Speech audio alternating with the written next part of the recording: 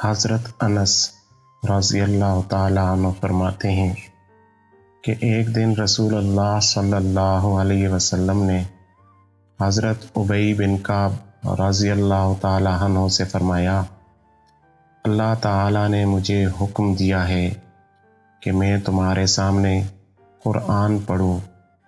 حضرت ابی رضی اللہ تعالیٰ عنہ نے عرض کیا، کیا اللہ تعالیٰ نے آپ کے سامنے میرا نام لیا ہے؟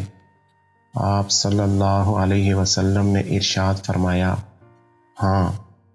حضرت ابی رضی اللہ تعالیٰ عنہ نے کہا، تمام جہانوں کے پروردگار کے یہاں میرا ذکر کیا گیا؟ آپ نے ارشاد فرمایا، ہاں۔ یہ سنتے ہی حضرت ابی رضی اللہ تعالیٰ عنہ کی دونوں آنکھوں سے آنسو بہنے لگے، اور ایک روایت میں یوں آتا ہے کہ حضرت صلی اللہ علیہ وسلم نے حضرت ابی رضی اللہ تعالیٰ عنہ سے فرمایا، مجھے اللہ تعالیٰ نے حکم دیا ہے کہ میں تمہارے سامنے لم یکن الذین کفروا پڑھوں۔ حضرت ابی رضی اللہ تعالیٰ عنہ نے عرض کیا، کیا اللہ تعالیٰ نے میرا نام لیا ہے؟ آپ صلی اللہ علیہ وسلم نے ارشاد فرمایا، ہاں۔